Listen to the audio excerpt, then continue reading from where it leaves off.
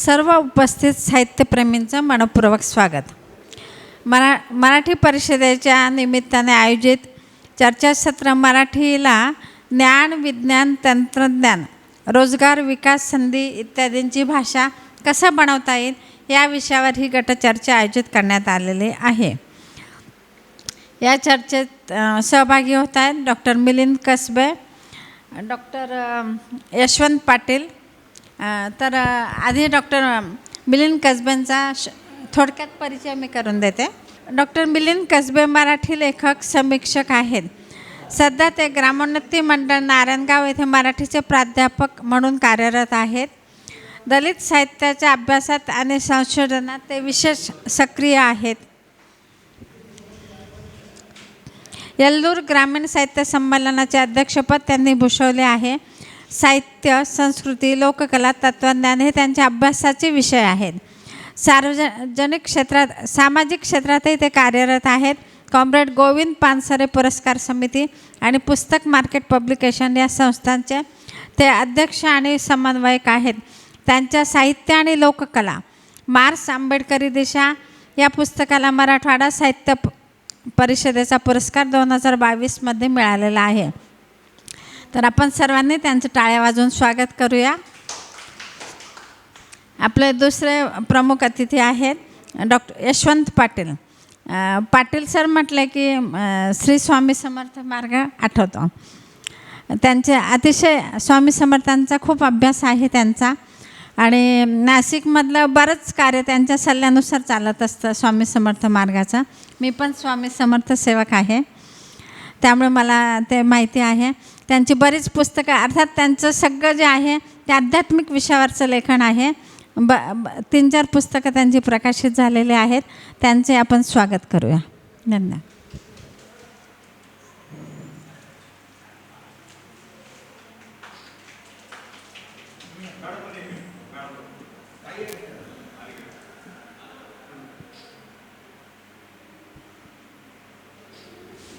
अखिल भारतीय मराठी भाषा संस्कृती परिषद नाशिकमध्ये आयोजित झाली, आणि ही पहिली परिषद नाशिककरांनी आयोजित केली। यासाठी या परिषदेचे जे संयोजक आहेत कुसुमाग्रज प्रतिष्ठान यांचं मी यासाठी मनपूर्वक अभिनंदन करतो की ज्या काळात मराठी भाषेच्या संदर्भात अनेक वाद समाजामध्ये तयार होत आहेत, ज्या काळात माणूस त्याच्या धर्मावरनं, जातीवरनं भांडत होता, आता तो त्याच्या भाषेवरनं पण भांडायला लागलेला आहे। अशा एका सांस्कृतिक संघर्षाच्या काळावर मराठी भाषेच्या बद्दल एखादी परिषद आयोजित करणं आणि मराठी संस्कृती, मराठी भाषा टिकवण्यासाठी, तिला विकसित करण्यासाठी आणि तिचं संवर्धन करण्यासाठी प्रयत्न करणं, ही आजच्या काळाची जी अत्यंत महत्त्वाची गरज आहे, ती महत्त्वाची गरज या परिषदेने भरून काढलेली आहे। मित्रो, हे जे सत्र आहे, या सत्रात अखिल भारतीय साहित्य महामंडळाचे अध्यक्ष आणि मसपाचे पूर्व कार्याध्यक्ष प्राध्यापक मिलिंद जोशी यांचं प्रमुख भाषण या ठिकाणी होणार होतं, परंतु ते प्रकृती बरी नसल्यामुळे ते आज येऊ शकले नाहीत। त्यांची आणि माझी अशी दोघांची एकत्रित जबाबदारी माझ्यावर आहे, आणि म्हणून माझं साधारणपणे एक अर्धा पाऊण तास मी बोलेल, आणि त्यानंतर या सत्राचे जे मार्गदर्शक आहेत पाटील सर, ते आपल्याशी संवाद साधतील। मित्रहो, एक गोष्ट खरी आहे की ही परिषद का आयोजित केलेली आहे आणि कोणत्या पार्श्वभूमीवर आयोजित केलेली आहे याचा एक आढावा जर आपण घेतला तर आपल्या लक्षात येईल की पहिली गोष्ट अशी आहे की मराठीला अभिजात भाषेचा दर्जा मिळाला. ही एक आनंदाची पार्श्वभूमी आपल्या परिषदेमागे आहे. दिल्लीमध्ये अखिल भारतीय मराठी साहित्य संमेलन झालं. ही सुद्धा एक उत्सवाची पार्श्वभूमी या परिषदेच्या मागे आहे. मित्रहो, पहिलीपासनं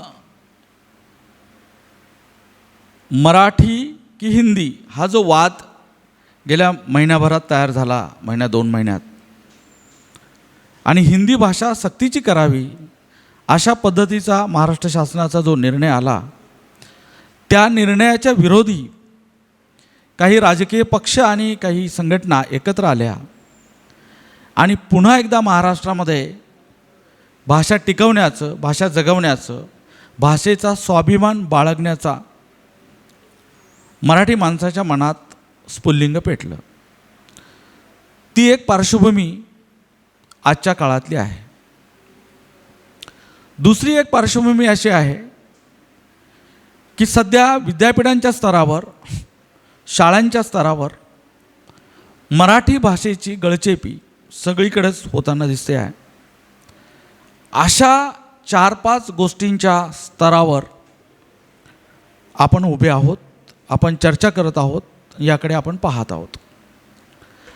आता अशा वातावरणात मराठी भाषा ज्ञानभाषा कशी करायची आणि तिला विज्ञान आणि तंत्रज्ञानाला कसं जोडायचं या विषयावर आपण इथे भाष्य करणार आहोत. या विषयावर आपण विचारमंथन करणार आहोत. म्हणून या सत्राचा विषय जो आहे तो विषय मी आपल्यासमोर टाकतो. तो विषय असा आहे, मराठीला आधुनिक ज्ञानविज्ञान व तंत्रज्ञानाची भाषा बनवण्यासाठीचे प्रयत्न, आणि हे प्रयत्न शासन आणि विद्यापीठाच्या स्तरावर कसे केले जातात असा या चर्चासत्राचा विषय आहे.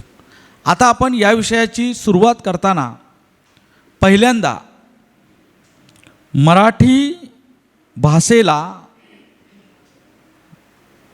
ज्ञानभाषा कशी बनवायची यासंबंधी आपण विचारमंथन करू. पाटील सर, एक गोष्ट खरी आहे की मराठी भाषा अजूनही पुरेशी ज्ञानभाषा झालेली नाही. एखादी भाषा ज्ञानभाषा होते म्हणजे काय होतं? कोणतं ज्ञान ती आपल्या कवेत घेते. म्हणून मराठी अजून पुरेशी ज्ञानभाषा झाली नाही. याचं कारण असं की मराठी भाषा ही अजूनही पुरेशी परपृष्ठ झालेली नाही. आपल्याकडे ज्या वेगाने भाषांतराची चळवळ उभी राहायला पाहिजे होती, आपल्याकडे ज्या वेगाने इतर भाषांच्या मध्ये जे ज्ञान साठलेलं आहे ते रूपांतरित आणि भाषांतरित करण्याची मोहीम ज्या वेगाने सुरू व्हायला पाहिजे होती ती मात्र झाली नाही. पण मित्रो, आपल्याला याची कल्पना असेल की एखादी भाषा ज्ञानभाषा करण्याचे, विशेषतः मराठी भाषा ज्ञानभाषा करण्याचे पहिले प्रयत्न हे संतांच्या साहित्यापासून झालेले आहेत. आपल्याला याची पण कल्पना असेल की जगाच्या इतिहासामध्ये जनभाषेला ज्ञानभाषा करण्याचं अत्यंत महत्त्वाचं आणि पहिलं काम गौतम बुद्धांनी केलं. गौतम बुद्धाने आपल्या अनुयायांना पाली भाषेत बोलण्याचा संदेश दिला पाली भाषेत सगळे व्यवहार करण्याचा संदेश दिला, पाली भाषेत लिहिण्याचा संदेश दिला. पालीला जनभाषा, पाली ही जनभाषा होती आणि त्या जनभाषेमध्ये सगळे ज्ञानव्यवहार करण्याचा संदेश भारतामध्ये जर पहिला कोणी दिला असेल तर ते गौतम बुद्धांनी दिला. संस्कृतमध्ये दडलेल्या, संस्कृत धर्मग्रंथामध्ये दडलेल्या ज्ञानाला त्यांनी पालीसारख्या जनभाषेत आणलं. म्हणजे हे बुद्धांचं काम जे आहे हे क्रांतिकारी काम आहे. जे धर्मग्रंथ पुरोहित वर्गाने विकसित केलेले होते आणि जे संस्कृतमध्येच बंदिस्त झालेले होते, जे ज्ञान, ते सगळं लोकभाषेत आणण्याचं काम बुद्धांनी केलं. आपल्याला याची कल्पना आहे की बुद्धांच्या नंतर असं एक क्रांतिकारी काम जर कोणी केलं असेल आणि ते मराठीत जर कोणी केलं असेल पहिल्यांदा, ते केलं चक्रधर स्वामींनी. चक्रधरांनी आपल्या सगळ्या अनुयायांना एका विशिष्ट लिपीत सगळं लिहिण्याचे, विशिष्ट लिपीत व्यवहार करण्याचे संदेश दिला. चक्रधरांचं सगळं वाङ्मय सकळ लिपीत. चक्रधरांना स्वतंत्र लिपी तयार करावी आणि ती जनबोलीत तयार करावी असं का वाटलं? चक्रधर हे मराठीतले असे पहिले क्रांतिकारक संत आहेत की ज्यांनी सामान्य माणसाच्या भाषेत गीता आणि पुराणांमध्ये जे तत्वज्ञान भरलेलं होतं ते तत्वज्ञान लोकांच्या मध्ये आणलं. जनबोलीला ज्ञानभाषा करण्याचं मराठीतलं पहिलं काम चक्रधरांनी केलं. आणि आपल्याला याची पण कल्पना आहे की त्यानंतर पुन्हा जनबोलीमध्ये, लोकभाषेमध्ये, त्या काळातल्या मराठीमध्ये हे सगळं तत्वज्ञान गीतेतलं आणण्याचं काम ज्ञानेश्वरांनी केलं. ज्ञानेश्वरांनी ज्ञानेश्वरीचं जे धन आपल्याला दिलेलं आहे त्याकडे केवळ एक आध्यात्मिक ग्रंथ म्हणून न पाहता हा पहिला बंडखोर कवी असा होता की ज्याने संस्कृत प्रचूर गीतेमध्ये, भगवद्गीतेतलं अगाध असं अध्यात्मशास्त्र मराठीत आणलं आणि सामान्य मराठी माणसाला शहाणं करून सोडलं. हे संतांचे काम. आणि मग आपल्या लक्षात येईल की संतांनी जी मोहीम चालू केली ती तुकारामांच्या पर्यंत येऊन थांबते.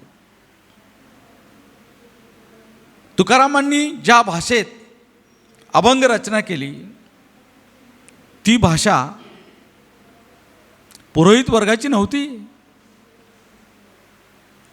तुकारामांची भाषा दऱ्याखोऱ्यात राहणाऱ्या, झाडाझुडपात राहणाऱ्या, शेतात राहणाऱ्या, शेती करणाऱ्या कष्टकरी श्रमिक शेतकऱ्याची भाषा होती.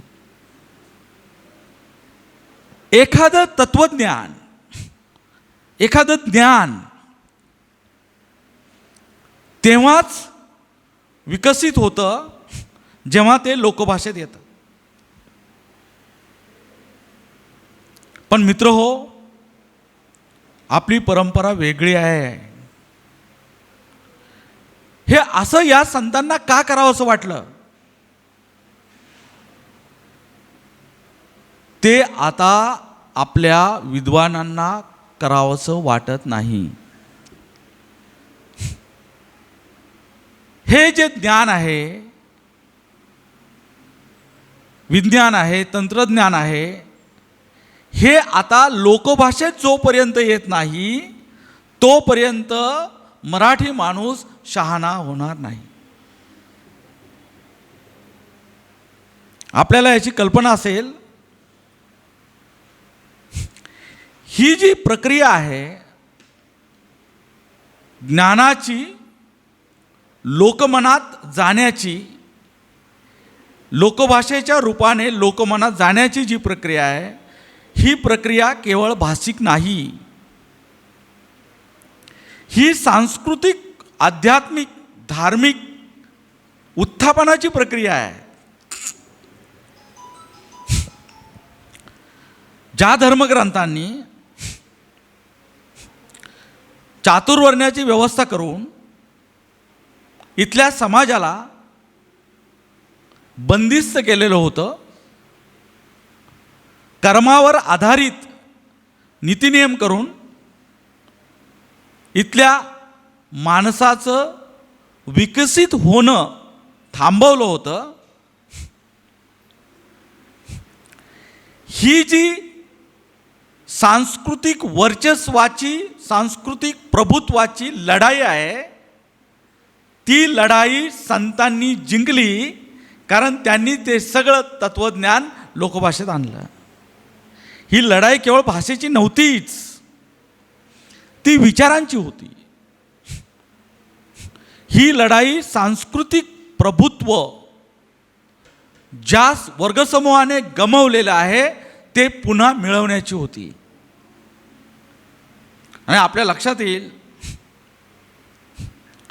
ब्राह्मण, क्षत्रिय, वैश्य आणि शूद्र अशी विभागणी करून इथल्या वैदिक पुरोहित वर्गानं अशा पद्धतीचं एक सांस्कृतिक आक्रमण इथल्या सर्वसामान्य उपेक्षित माणसावर मिळवलेलं होतं. आणि तो पुरोहित वर्ग अशा पद्धतीने सांगत होता, संस्कृतचे दाखले देत देत असं सांगत होता की आम्ही जे सांगतोय ते खरं आहे. जी संस्कृत भाषा सामान्य माणसाला येत नव्हती, माहीत नव्हती, कळत नव्हती. त्यामुळं पुरोहित काय सांगतोय हे सामान्य माणसाला कळायला तयार नव्हतं. अज्ञानीपणे त्याच्यावर विश्वास टाकून मोकळं होण्याच्या पलीकडे सामान्य माणसाच्या हातात काहीच नव्हतं. जेव्हा हे बंदिस्त तत्वज्ञान लोकभाषेत आलं तेव्हा सामान्य माणूस शहाणा झाला आणि त्याला कळायला लागलं, अरे हा खोटं सांगतोय, हा काहीतरी वेगळंच सांगतोय,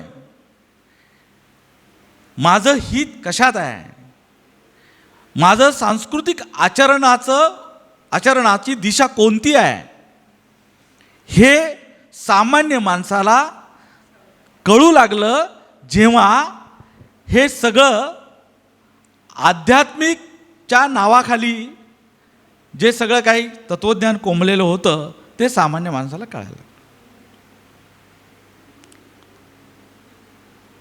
त्याला त्याचं चांगलं वाईट पण कळायला लागलं. आणि तिथून पुढे नकाराची प्रक्रिया सुरू झाली. एखाद्या धर्मशास्त्राला नकार देणं, एखाद्या अध्यात्मशास्त्राला नकार देणं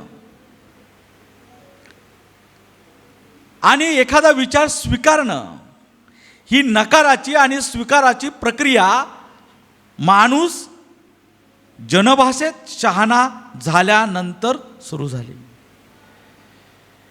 आणि तिचा नायक मराठीतला आहे, ज्यांचं नाव आहे महात्मा ज्योतिबा फुले.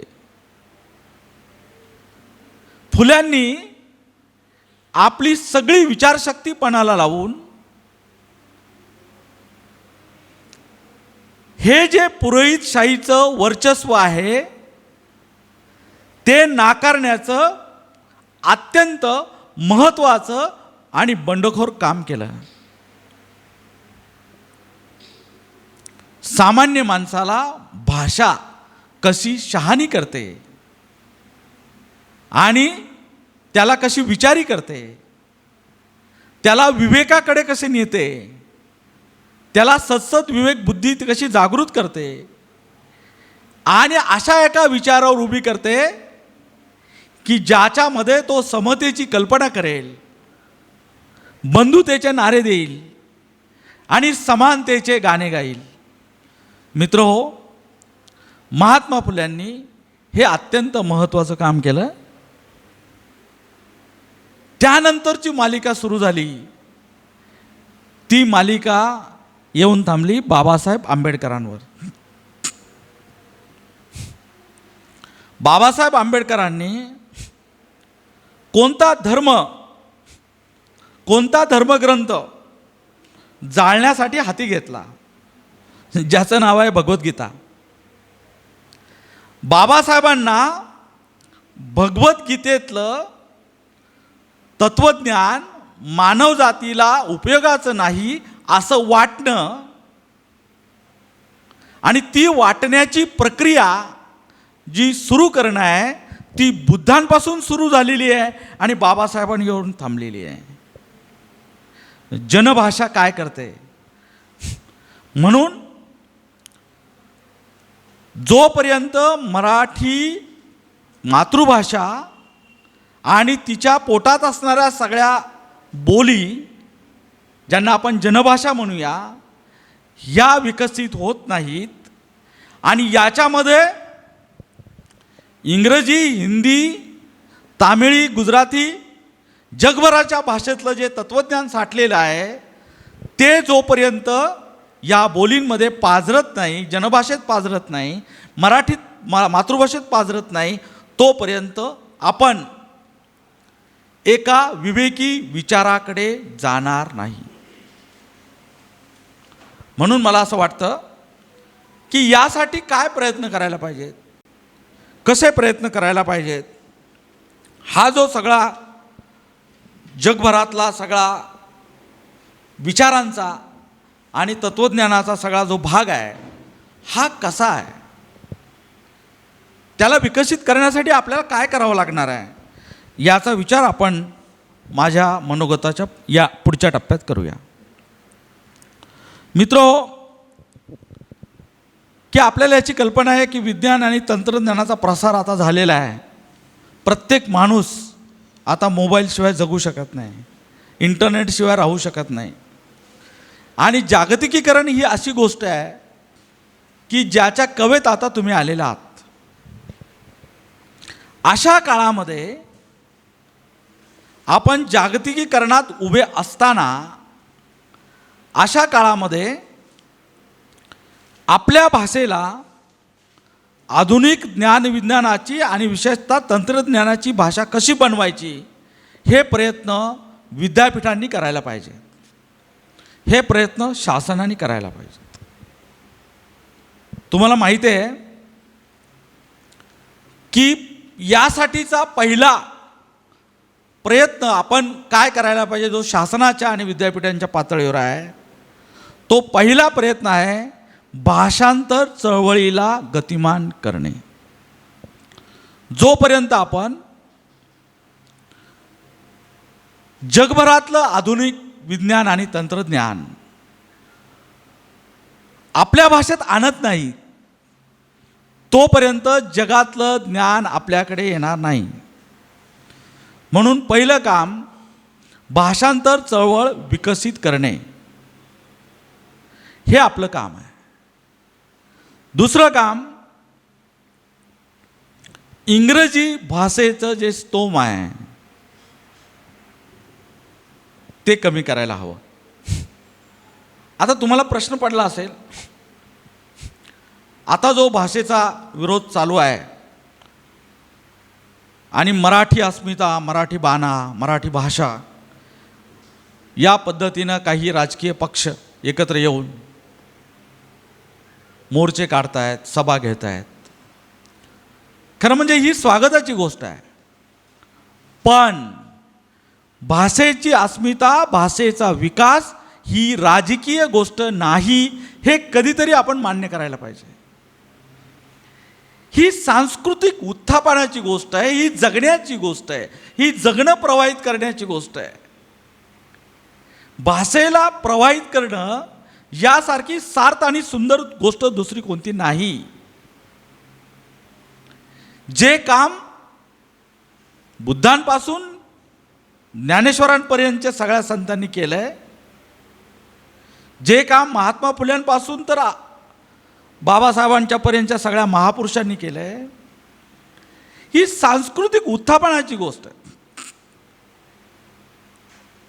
ती रस्त्यावर येऊन कोणती भाषा बोलतोय आणि कोणती बोलत नाही, तुला माझी भाषा येत नाही म्हणून 4 ठोसे मारणं, ही गोष्ट सभ्यतेची नाही, सुसंस्कृतपणाची नाही. आणि म्हणून कृपया भाषेचं राजकारण करू नये असं मला वाटतं. तिच्या सांस्कृतिक उत्थापनाच्या, संवर्धनाच्या आणि विकासाच्या कल्पना नक्कीच आपण केल्या पाहिजेत.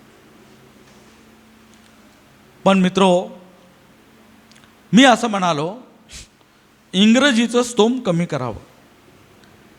ह्या म्हणण्याच्या मागे इंग्रजी भाषा शिकू नये असं मला म्हणायचं नाही.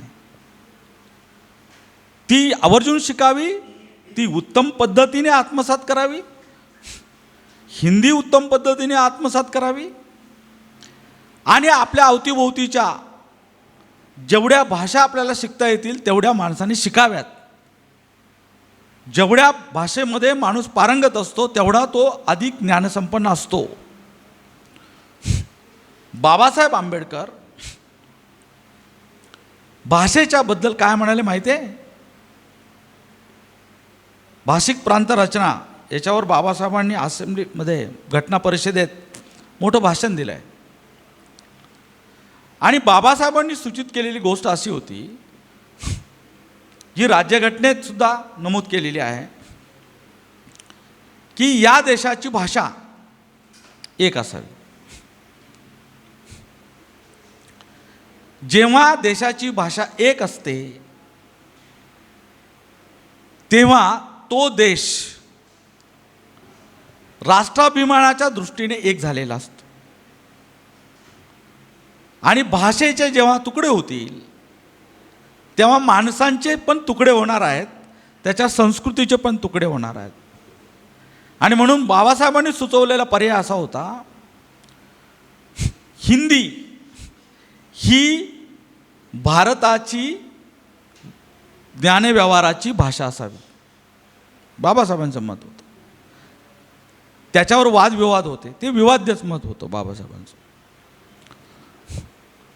पण बाबासाहेबांनी सुचवलेला तो उपाय होता. बाबासाहेब पुढे असं म्हणाले, की जर तुम्ही भाषिक प्रांतरचना केली तर ज्या प्रांताची लोकसंख्या जास्त आहे त्या प्रांताचा पंतप्रधान किंवा नेता तुम्हाला सोसावा लागेल खूप दिवस. आपल्या लक्षात येईल की बाबासाहेब जे म्हणाले तेच आपण पाहतोय. आणि पुढे बाबासाहेब म्हणाले की भाषिक अस्मिता जेव्हा घट्ट होतील, माणसं तसे तसे माणसं तिखट होत जातील आणि एकमेकांचे डोके फोडतील. जे बाबासाहेब म्हणाले तेच आज घडतंय. म्हणून बाबासाहेबांनी त्या पुढे जाऊन एक उपाय सांगितला होता आणि तो उपाय इतका भारी होता. बाबासाहेब म्हणाले की आपल्या व्यवहाराची भाषा इंग्रजी असावी, कारण ती जागतिक भाषा आहे. पण हिंदीचा प्रसार आणि प्रचार जसा जसा माणसांमध्ये वाढत जाईल तसं तसं इंग्रजीचं स्तोम कमी करावं, हे बाबासाहेबांचं मत होतं. आणि मातृभाषा आणि राष्ट्रभाषा या दोन्हींचा विकास करून आपल्याला सांस्कृतिक उन्नतीकडे जाता येऊ शकतं, हे बाबासाहेबांचं मत होतं. मराठी भाषेबद्दल, तिच्या विकासाबद्दल बाबासाहेबांनी ठोस असे काही गोष्टी आपल्याला सांगितलेल्या आहेत. मातृभाषा का असायला पाहिजे, तिची काय गरज आहे, माणसाला जागृत करण्यासाठी मातृभाषाच आवश्यक असते. जागं राहण्यासाठी मातृभाषाच आवश्यक असते, कारण ती जगण्याची भाषा असते. आणि म्हणून बाबासाहेबांपासून सगळ्यांनी, भाषेबद्दल विचार करणाऱ्या सगळ्या विद्वानांनी जे जे उपाय आपल्याला सांगितले, ते उपाय आपण नीटसे अवलंबलेले नाहीत. म्हणून मी असं म्हणालो, आज इंग्रजीचं स्तोम एवढं आहे. तुम्ही जेव्हा मोबाईल विकत घेता, तर तो नुसता मोबाईल नाही विकत घेत. तुम्ही त्या मोबाईलमधनं 250 शब्द घेतलेले असतात, तुमच्या खिशात घातलेले असतात. SMS, डिलीट, व्हॉट्सअप, फेसबुक, हे सगळे जे शब्द आहेत, हे शब्द तुमच्या सांस्कृतिक आचरणाचा भाग होतात. म्हणजे तुम्ही कल्चर विकत घेतलेलं असतं. बर्गर खाण्यासाठी अगोदर मोबाईल घ्यावा लागतो, आणि मोबाईल घेणारी मंडळी बर्गरकडे जातात, मग ते बिस्लरीकडे जातात, मग ते मॉलकडे जातात, मग ते फ्लाईटकडे जातात. ही कल्चर जे आहे, दुसरी भाषा केवळ शब्द घेऊन आपल्या पुढ्यात येत नसते, ती कल्चर घेऊन येत असते. आपण नेहमीच म्हणतोय मराठी संस्कृती धोक्यात आली. अरे धोक्यात आली म्हणजे काय? तूच मराठी माणूस, तूच ती जपली नाही, ती जतन केली नाही, आणि मराठी संस्कृती कशी धोक्यात आली म्हणतो? हा दोष तुझाच आहे. मराठी कुटुंबात जन्मलेले, मराठी मातृभाषा असणारे जेव्हा हिरोईन होतात, टी व्हीवर जातात, सिनेमात जातात, नाटकात जातात, तेव्हा त्यांची भाषणं इंग्रजीत आहेत की मराठीत आहेत हेच कळत नाही, आणि त्याची जगण्याची भाषा मराठी.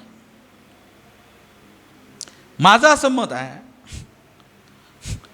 की श्रेष्ठत्व मिरवण्यासाठी कोणती भाषा नसते.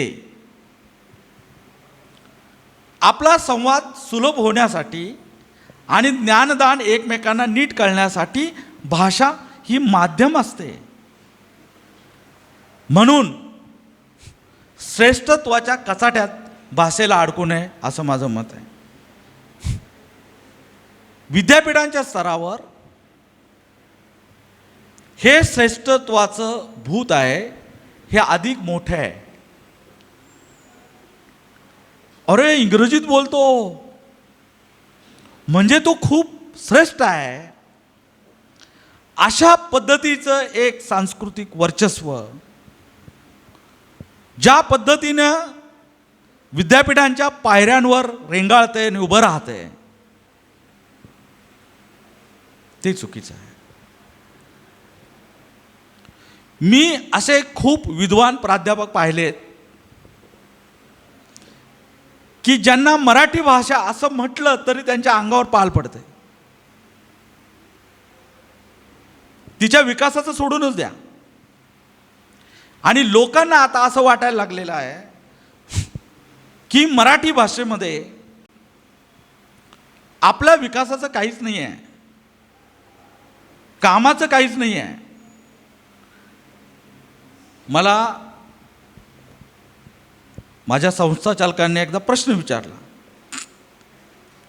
मराठी शिकणाऱ्या मुलांना नोकरी कशी मिळेल?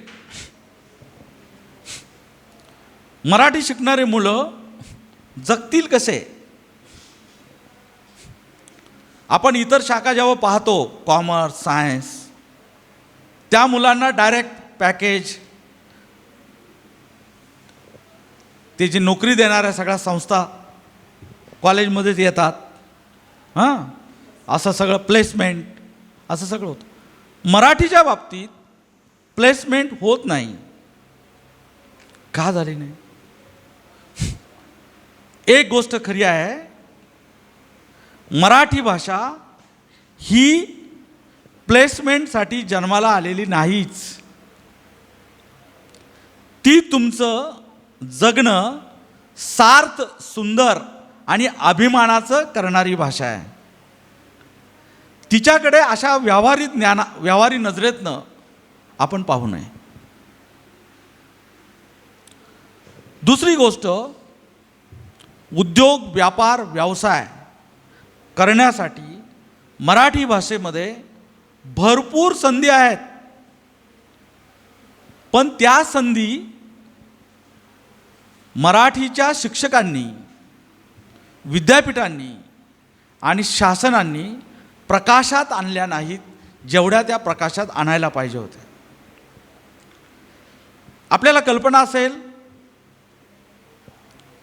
प्रकाशन व्यवसाय अधिक चांगला कोण करू शकतो? मराठी भाषा येणारा माणूस मराठीतला प्रकाशन व्यवसाय उत्तमपणे करू शकतो.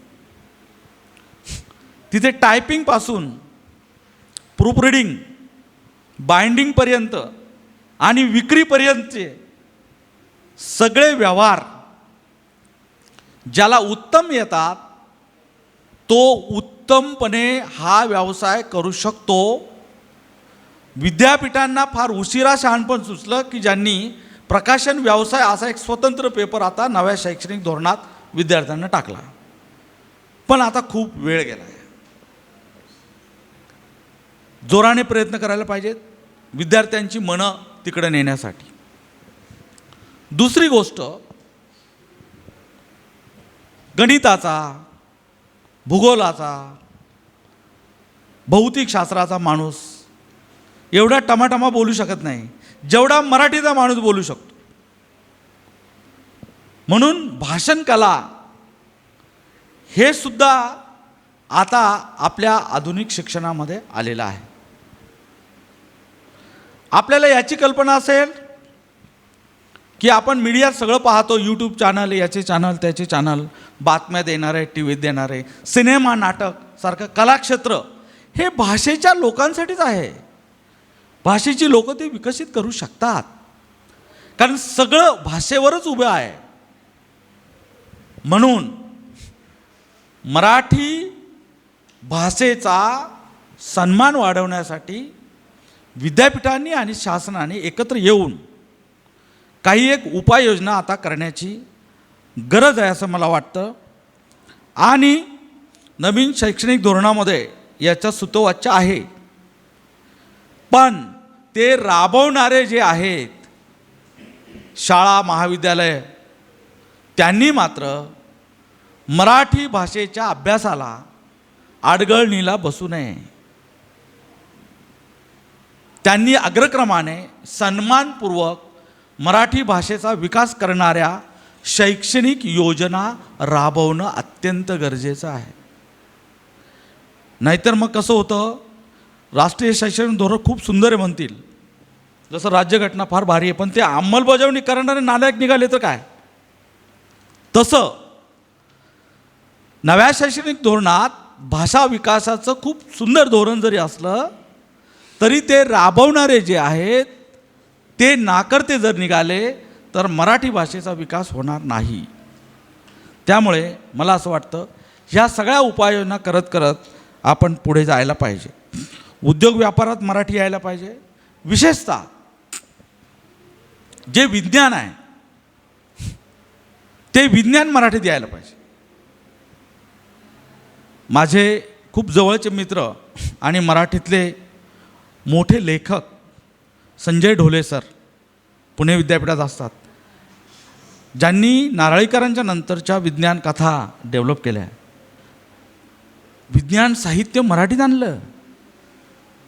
जयंत नारळीकर, संजय ढोले, ह्या सगळ्या मंडळींना द्यावेत तेवढे धन्यवाद कमी आहेत. म्हणून विज्ञान, तंत्रज्ञान हे सगळं आता आपल्या भाषेत जोपर्यंत येत नाही तोपर्यंत आपल्याला ते नीट कळणार नाही असं मला वाटतं. आणि या पद्धतीनं ही चळवळ उभी राहिली पाहिजे असं माझं मत आहे. या चर्चासत्रासाठी मला आपण निमंत्रित केलं आणि माझे विचार ऐकून घेतले, यासाठी मी संयोजकांचा मनापासून ऋणी आहे. धन्यवाद.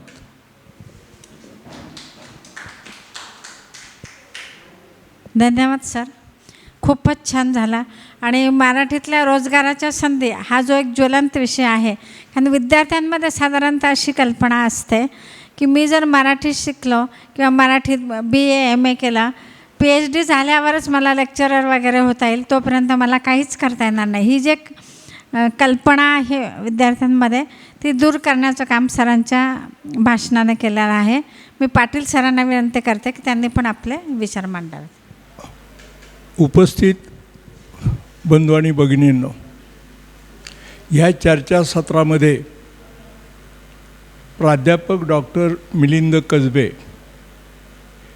यांनी त्या सत्राच्या अनुषंगाने अतिशय चांगल्या तऱ्हेचं मार्मिक असं विवेचन केलेलं आहे.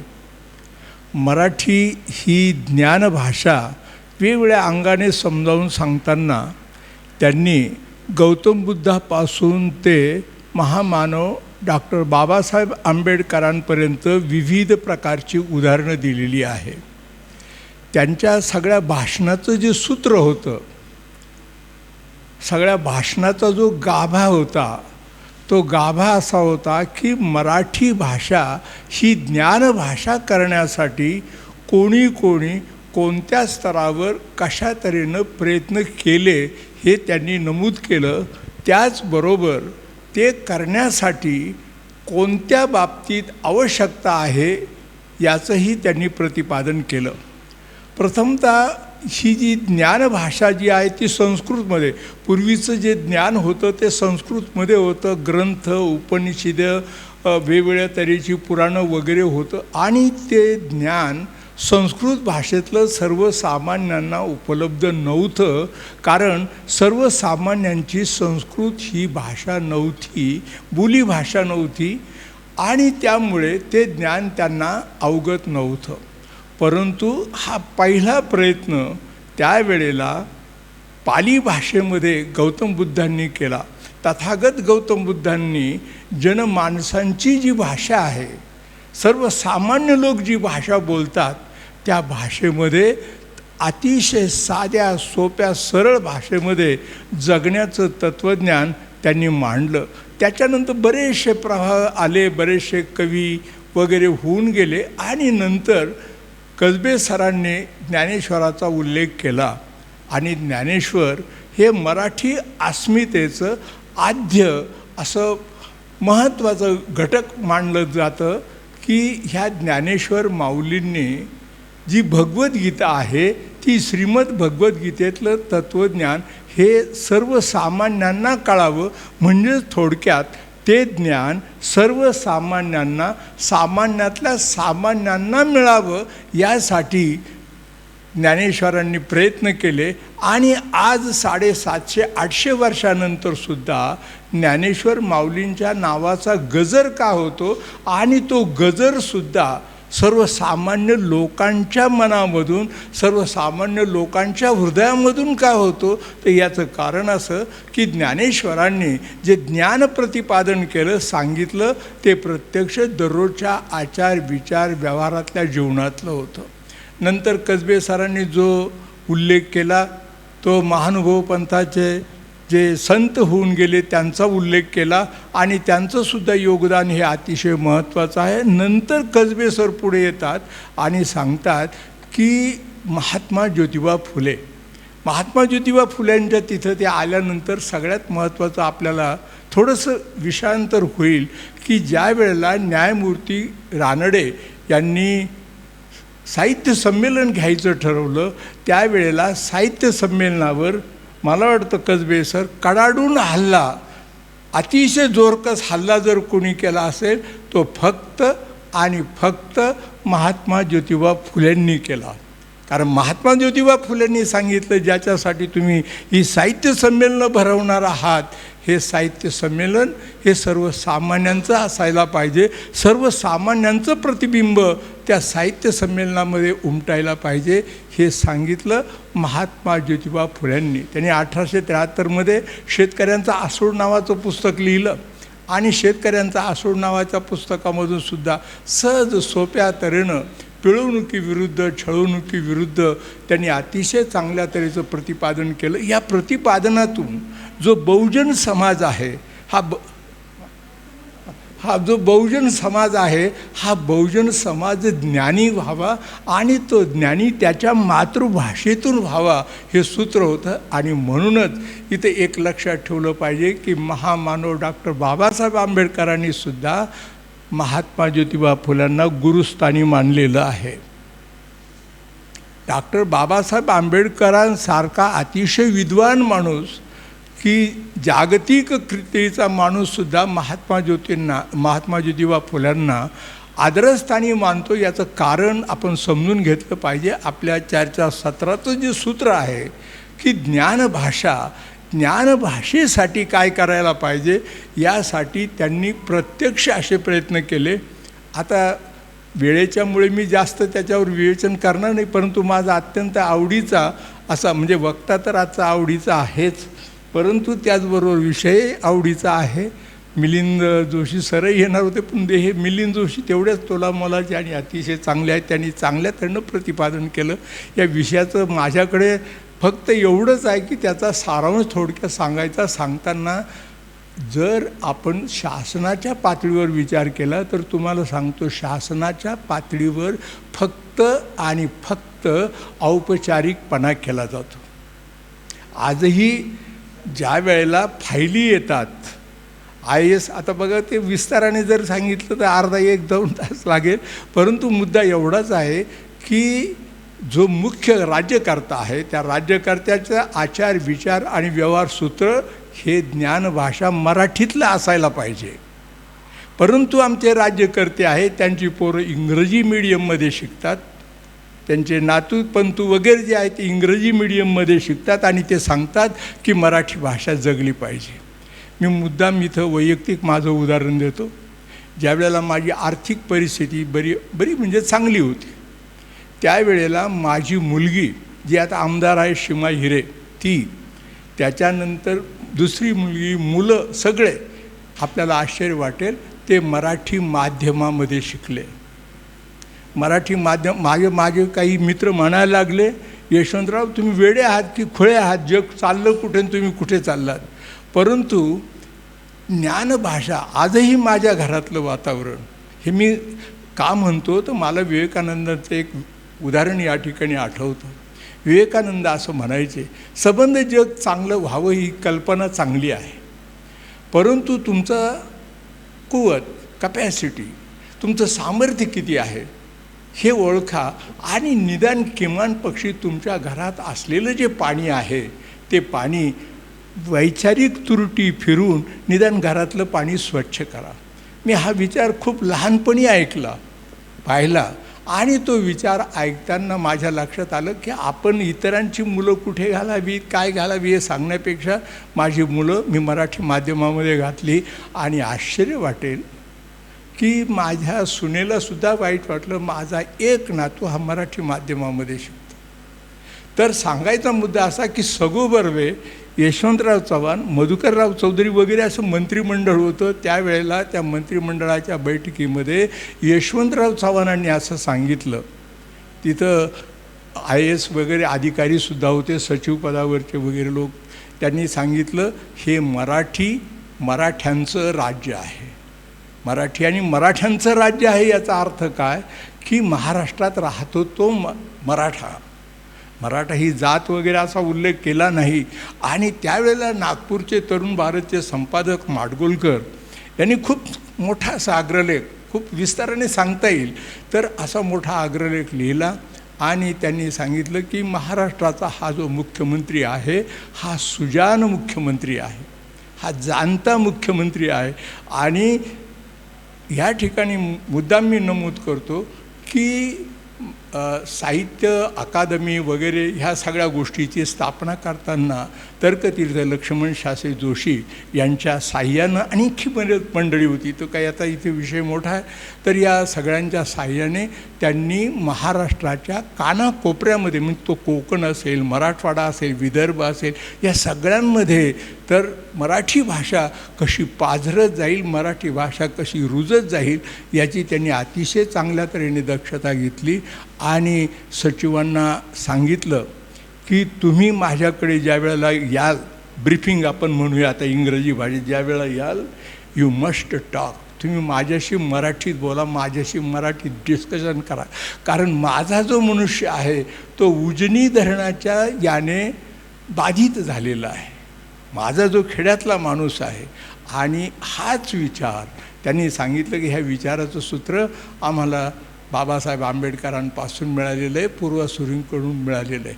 तर ज्ञानभाषा, आपली मातृभाषा ही ज्ञानभाषा, मराठी ज्ञानभाषा व्हावी हे विस्ताराने त्याचे पदर उलगडून सांगण्याचा इथं वेळ नाही. पण मुद्दा एवढाच आहे की ती ज्ञानभाषा होण्यासाठी त्या अतिशय उत्तम उत्तम ग्रंथ, मग त्यांनी प्रकाशनाच्या बाबतही अतिशय उत्तम उत्तम ग्रंथ हे मराठीमध्ये आले पाहिजेत. त्याच्यानंतर मराठी भाषा ही मुळातच जे अधिकारी आहेत, जे जाणते लोक आहेत त्यांना वाटलं पाहिजे, त्यांनी मराठीत बोललं पाहिजे, आचार विचार व्यवहार वर्तन हा मराठीत ठेवला पाहिजे. असं जर केलं तरच ती ज्ञानभाषा होईल. नाहीतर हे उत्सव असेल आणि आपण अलीकडे उत्सवी फार झालेलो आहोत. म्हणजे functional and actional, functional and actional, we are functional not actional. आता माझं तर मी इंग्रजीला BA अँड गोल्ड मेडलिस्ट आहे, परंतु मी मॅक्झिमम माझ्या भाषणामध्ये मराठी वापरतो. तर मुद्दा हा आहे की आपण त्या तऱ्हेनं, आता आज कसबे सरांनी आपल्याला अतिशय चांगल्या तऱ्हेनं ज्ञानभाषेबद्दल सांगितलं. आपल्या सर्वांच्या वतीनं त्यांचे आभार मानतो आणि कृतज्ञता व्यक्त करतो. धन्यवाद. मराठी ज्ञानभाषा होण्यासाठी त्या प्रवासात साहित्यिकाची भूमिका नेमकी काय असते? मराठी ज्ञानभाषा होण्यासाठी लेखक, कलावंत आणि साहित्यिक, विचारवंत यांचं योगदान काय, असा तुमचा प्रश्न आहे.